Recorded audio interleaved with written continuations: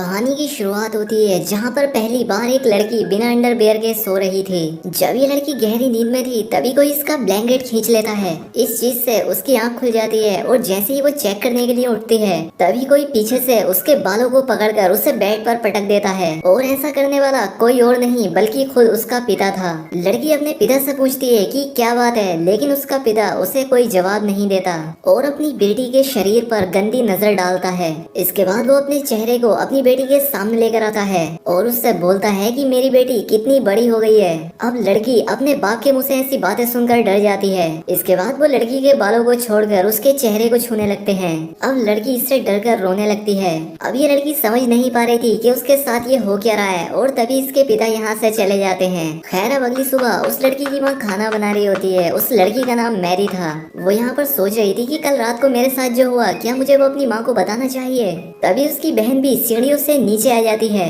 और उसका भाई भी टेबल पर आकर बैठ जाता है। तभी उसके पिता भी यहाँ पर आकर बैठ जाते हैं और ऐसा बिहेव कर रहे थे जैसे कल रात कुछ उन्होंने किया ही ना हो। मैरी सोचती है कि कल रात तो ये मुझे बड़ी बुरी तरह से देख रहे थे और आज ये इतने नॉर्मल कैसे हैं। इसलिए मैरी अपनी टेबल से उठती है और वहाँ से चली जाती है। तभी उसकी माँ यहाँ पर आकर खाना जोर से टेबल पर पटकती है। यहाँ किसी को भी समझ नहीं आ रहा था कि यहाँ हो क्या रहा है। यहाँ पर मोम बड़ी ही अजीब तरह से खाना खाती है जैसे उसने पिछले कई दिनों से खाना खाया ही ना हो। मोम को ऐसी हरकत करते देख उसके बच्चे डरने लगते हैं।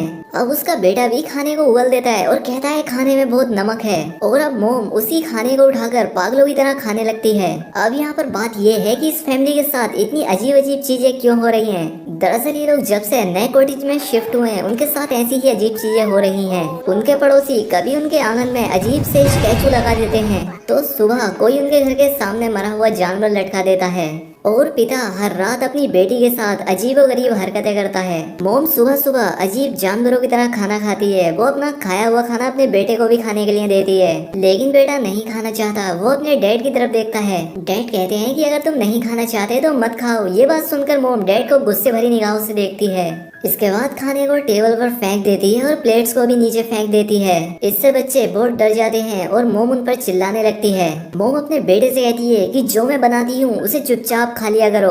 वो इतनी जोर से चिल्लाती है कि उसका बेटा डर के मारे रोने लगता है। उन्हें समझ ही नहीं आ रहा था कि ये हो क्या रहा है, लेकिन ये तो बस अभी शुरुआत थी। मैरी बाथरूम में गर्म पानी से नहा रही थी तभी उसके पास कोई आकर खड़ा हो जाता है। जब वो शीशे को साफ करती है तो वो डर जाती है। उसकी जुड़वा बहन उसे डरा देती है, लेकिन उसकी बहन उससे सिर्फ मजाक कर रही थी। इसके बाद ये दोनों बहनें अपने कमरे में चली जाती हैं, जहाँ पर मेरी अपनी बहन को बताती है कि हर रात कैसे उसके डैड उसके रूम में आकर उसके साथ अजीबोगरीब हरकतें करते हैं। मैरी को ये बात सुनकर यकीन नहीं होता कि ये सब उसकी बहन के साथ भी हो रहा है। तभी उनके डैड भी वहाँ पर आ जाते हैं। ये दोनों बहनें जो आपस में बात कर रही थी, इनके डैड ने भी वो सब सुन लिया था। यहाँ पर डैड उनसे कुछ पूछने लगते हैं और इतने में ही वो एक चाकू निकाल कर उन पर अटैक कर देते हैं।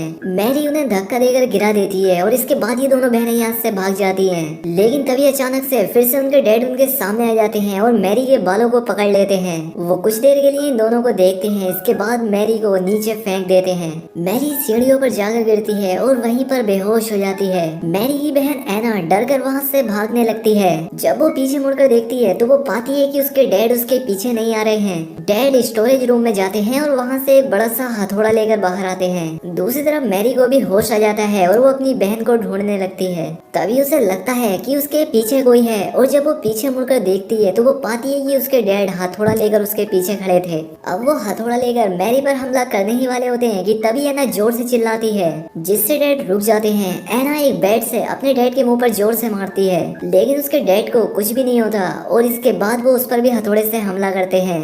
लेकिन एना नीचे झुक जाती है और हथौड़ा दरवाजे पर लग जाता है। तभी नीचे से एक जानी पहचानी सी आवाज आती है। वो आवाज किसी और की नहीं होती बल्कि उनके डैड की थी, जो कि ऊपर आ रहे थे। डैड की आवाज सुनकर ये आदमी हथौड़े को नीचे फेंक कर दूसरे रूम में चला जाता है। तभी डैड ऊपर आते हैं, जो कि काफी डरे हुए थे। वो अपनी बेटियों को देखते हैं जो कि उनसे डर कर पीछे हट रही थी। डैड का पैर हथौड़े पर आता है और वो उस दीवार पर हुआ बड़ा सा छेद भी देखते हैं। डैड अपनी बेटियों से कहते हैं कि क्या तुम दोनों यहाँ पर लड़ाई कर रही थी, लेकिन वो दोनों कोई जवाब नहीं देती। और तभी उनका भाई अपने कमरे से निकलकर यहाँ पर आता है मैरी और एना उसे वहाँ से भागने के लिए कहती हैं और तभी एक औरत उस हथौड़े को उठा लेती है जो कि उनकी माँ थी। उनके डैड मुड़कर अपनी वाइफ को देखते हैं जो कि उनके पास आती है और अचानक से उन पर हमला करने लगती है। डैड उसे रोकने की कोशिश भी करते हैं लेकिन वो उसे धक्का मार कर गिरा देती है।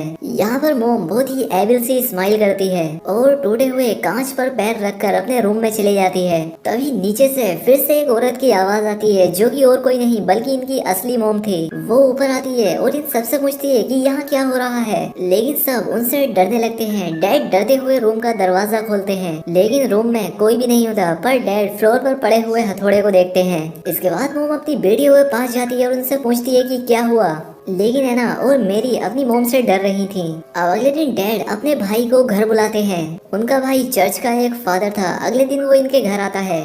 फादर उन्हें ऐसी ही अजीब घटनाओं के बारे में बताता है लेकिन उसका बड़ा भाई इस सब पर विश्वास नहीं करता था। रात को ये लोग डिसाइड करते हैं कि ये लोग सभी एक रूम में एक साथ सोएंगे। आधी रात में उनके छोटे बच्चे को टॉयलेट आती है और वो बिना किसी को परेशान किए खुद अकेला ही बाथरूम में चला जाता है। तभी हूबहू उसके जैसे दिखने वाला बच्चा रूम में आता है। वो बच्चा एक चाकू उठाता है और अजीब सी स्माइल करता है। वो फादर को मारना चाहता था लेकिन वो उसे नहीं मारता। ऐसा लग रहा था जैसे उसे किसी चीज ने रोक दिया हो।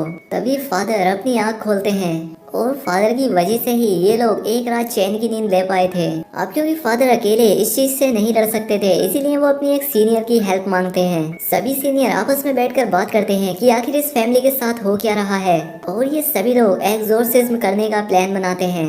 ये फादर अपने काम में काफी माहिर होता है और इसके काफी चाहने वाले भी थे। शाम को फादर्स की टीम उनके घर जाने के लिए निकलती है लेकिन रास्ते में एक कौवा उनकी गाड़ी के कांच पर अटैक करके उसे तोड़ देता है जिससे गाड़ी का बैलेंस बिगड़ जाता है और गाड़ी एक गड्ढे में जाकर क्रैश हो जाती है। दूसरी तरफ डैड अपनी बेटी मेरी को बेड से बांध देता है। यहाँ पर मोम उसे समझाने की कोशिश करती है लेकिन वो कहता है कि ये सब ठीक करने का बस यही एक रास्ता है। अब आधी रात में फादर खून से लथपथ होकर उनके घर आते हैं और बताते हैं कि सभी फादर्स मारे जा चुके हैं इसलिए अब जो भी करना है वो हमें ही करना होगा। यहाँ पर मैरी को बेड से बंधा हुआ देखकर वो अपना काम करना चाहते थे लेकिन उन्हें इसमें डर लग रहा था क्योंकि लास्ट टाइम जब उन्होंने एक्सोर्सिज्म करने की कोशिश की थी तो शैतान ने फादर की पूरी फैमिली को मार दिया था। उन्हें डर लग रहा था कि कहीं फिर से ऐसा ना हो जाए और अगर ऐसा हुआ तो वो अपने भाई की फैमिली को भी नहीं बचा पाएंगे और इस बात का पछतावा उसे पूरी जिंदगी रहेगा। लेकिन उसका भाई अपने घुटनों पर बैठकर उससे भीख मांगता है कि तुम कुछ करो, हमें शैतान से लड़ना ही होगा वरना वो हम सभी को मार देगा। ये बात सुनकर फादर कैंडल जलाता है और मैरी के ऊपर होली वाटर को छिड़कता है। मैरी होली वाटर की वजह से चिल्लाने लगती है। उसे समझ नहीं आ रहा था कि ये हो क्या रहा है। इसके बाद फादर मैरी के सीने पर एक क्रॉस रख देता है और उसे एक लकड़ी से मारने लगता है। मैरी दर्द से चिल्लाने लगती है और उससे पूछती है कि वो उसके साथ ऐसा क्यों कर रहा है। फादर डैड से कहता है कि क्या तुम अब भी इस सब को जारी रखना चाहते हो, जिस पर डैड मैरी के पैर को पकड़ लेता है जिससे वो हिल ना पाए। अब मैरी जोर जोर से रोने और चिल्लाने लगती है और फादर जोर जोर से उस छड़ी से मैरी को मारता चला जाता है। ये देखकर उसके पिता रोने लगते हैं। इसके बाद फादर दूसरी वुडन स्टिक निकालता है और उससे मैरी को मारने लगता है। मैरी दर्द के मारे बेहोश हो जाती है और वहीं दूसरी तरफ जहां एक्सीडेंट हुआ था वहां पर पुलिस की टीम जाती है।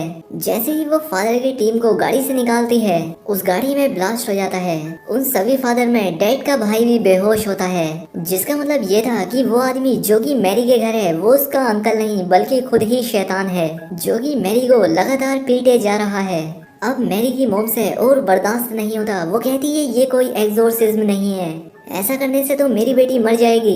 वो फादर को पकड़ लेती है ताकि वो मैरी को मार ना सके। वो अपने हस्बैंड को देखती है और उससे कहती है कि हम अब और नहीं कर सकते, इससे सही तो ये होगा कि हम सब लोग एक साथ ही मर जाएं।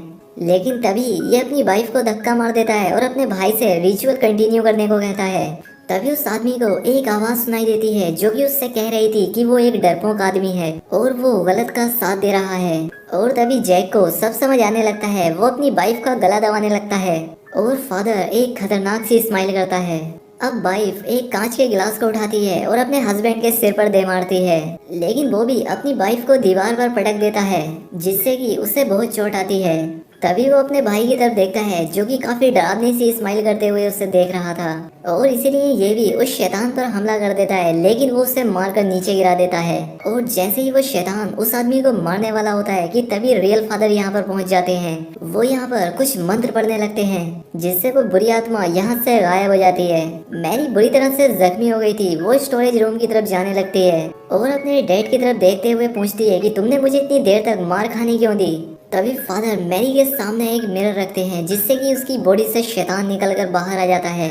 फादर उस शैतान को अपने शरीर के अंदर ले लेता है और अपने भाई से उसे मारने के लिए बोलता है, जिस पर उसके भाई टूटे हुए क्रॉस को उसके सीने में घुसा देता है, जिससे फादर और वो शैतान दोनों ही एक साथ मर जाते हैं। और इसी के साथ इस मूवी का भी यहाँ पर एंड हो जाता है। तो दोस्तों उम्मीद करता हूँ कि आपको एक्सप्लेनेशन पसंद आई होगी। अगर वीडियो अच्छी लगी हो तो वीडियो को लाइक और चैनल को सब्सक्राइब जरूर करें।